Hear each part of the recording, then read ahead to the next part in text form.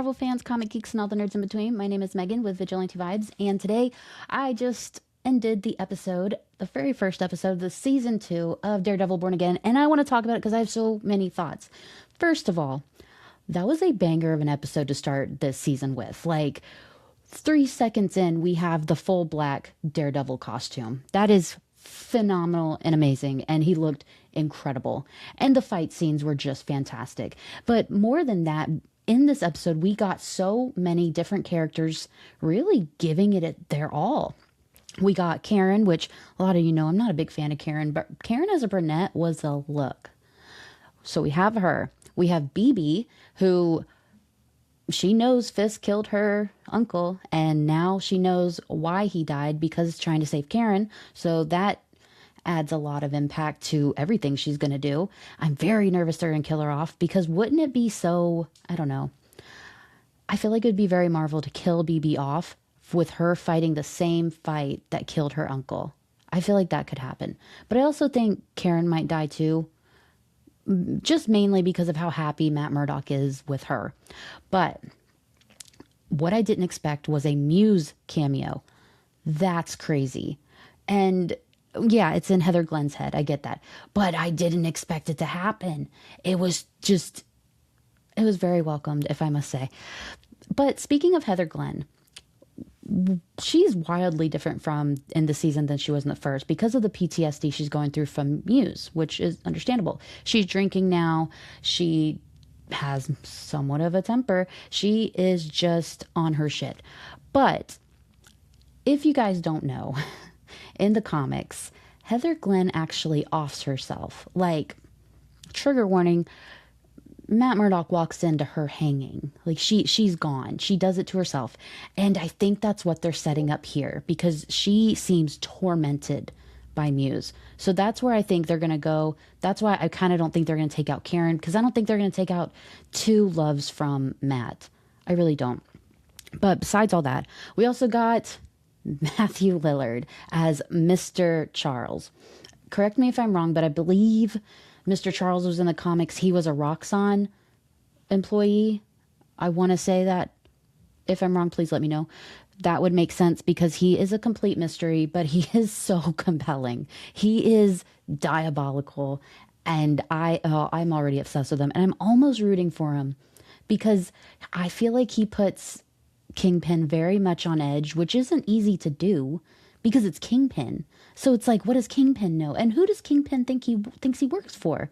I want to know all of that. In this episode, everyone thinks Matt Murdock is dead or missing, and Daredevil is very much alive. So Matt kind of lives in the shadows. It's very, very comic coded because there was a point where he was working in the shadows. Like, people thought he was gone, missing, dead.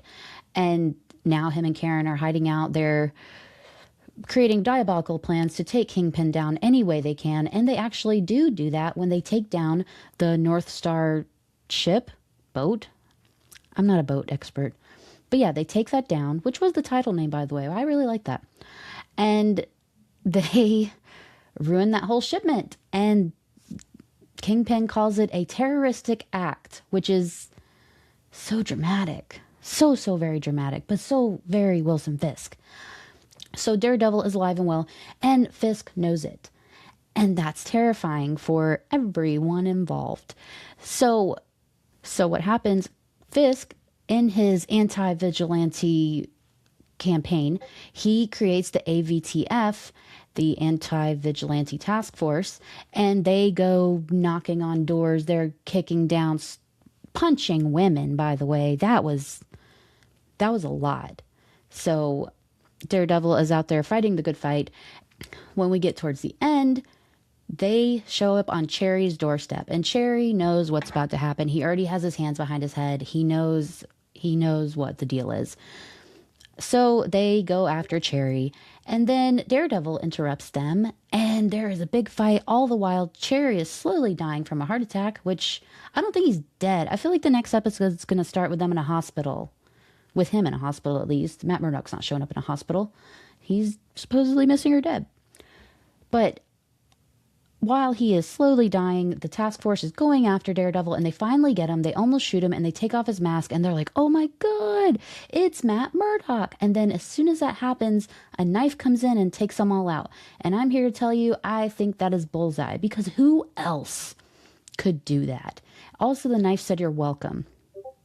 Isn't it so Daredevil comic coded for him to show up just randomly in a Daredevil story? Like Bullseye does just like pop in and out wherever in the comics. And he's not big on sharing attention. If many of you will remember, when Kingpin actually hired Elektra to do his bidding, he wanted in on that action. He did not want her to be the number one, the chosen child. So he went and offed Elektra.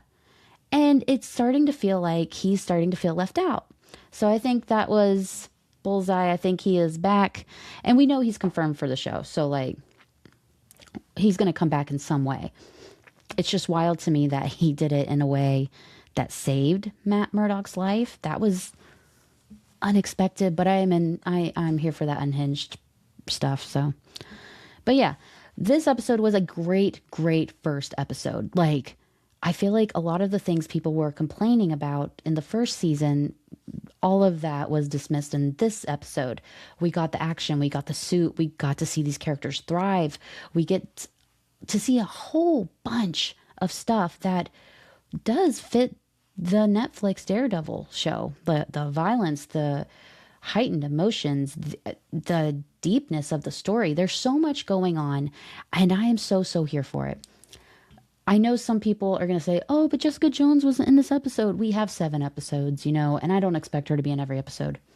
Next week is a 2-episode week, which is interesting, but it also airs the day before the new Daredevil #1 from Marvel Comics comes out from Stephanie Phillips.